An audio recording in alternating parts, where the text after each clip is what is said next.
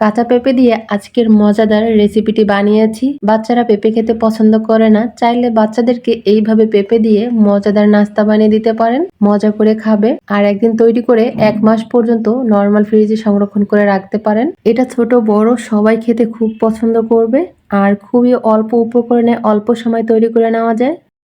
এখানে বড় সাইজের একটা পেঁপে নিয়েছি, আর পেঁপেটাকে এখন খোসা ছাড়িয়ে নিব।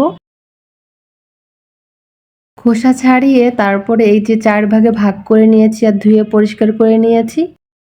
এখানে একটা গ্রেটার নিয়েছি, আর এগুলোকে এখন গ্রেট করে নিব।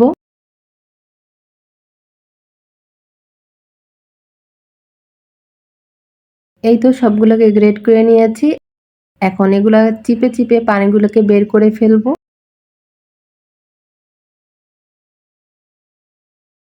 এই যে এই পানিটাকে ফেলে দিব, তা না হলে পেঁপের মধ্যে থেকে একটা গন্ধ আসতে পারে। এই যে কতগুলো পানি বের হয়েছে। এখন এই কড়াইটা নিয়ে সরাসরি চুলায় চলে যাব। চুলায় বসিয়ে দিয়েছি, আর এখন মিডিয়াম আঁচে 2-3 মিনিট এটাকে হালকা সিদ্ধ করে নিব বা একটু ভেজে নিব। 2-3 মিনিট ধরে এটাকে রান্না করে নিয়েছি।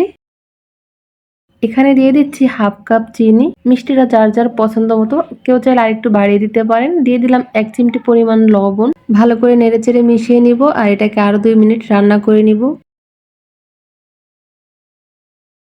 2 মিনিট পরে আবার একটু নেড়েচেড়ে দিচ্ছি, আর এই সময় চুলার আঁচটা মিডিয়াম টু লোতে রেখে নিব। চিনি দেওয়ার পরে অনেকটা পানি গলছে, আর এই পানিটাকে এখন টানিয়ে নিতে হবে।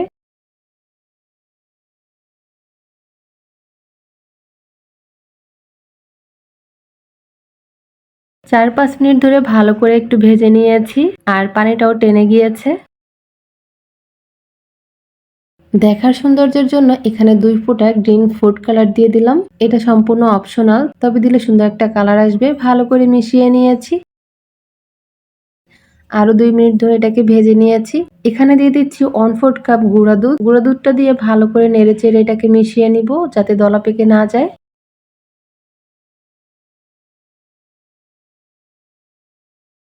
এখানে দিয়ে দিচ্ছি 1 টেবিল চামচ ঘি। ঘিটা দিয়ে আরো 2-3 মিনিট এটাকে ভেজে নিব। পেঁপের মোরব্বাটা একদম রেডি। এখন এটাকে চুলার উপর থেকে নামিয়ে নিব। নামিয়ে একটা প্লেটে নিয়ে নিচ্ছি, আর এই প্লেটে হালকা একটু ঘি ব্রাশ করে দিয়েছিলাম। প্লেটে ছড়িয়ে দিয়ে এইভাবে সমান করে দিব।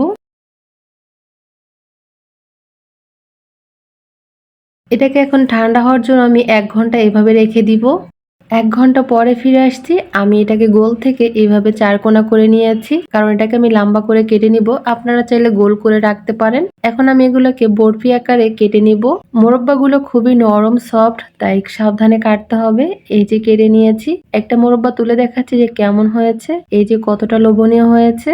এটা খেতে এতটা মজার হয় যে একবার তৈরি করে না খেলে বুঝবেন না। রেসিপি ভালো লাগলে একবার হলেও তৈরি করবেন। আশা করি সবার কাছে খেতে ভালো লাগবে।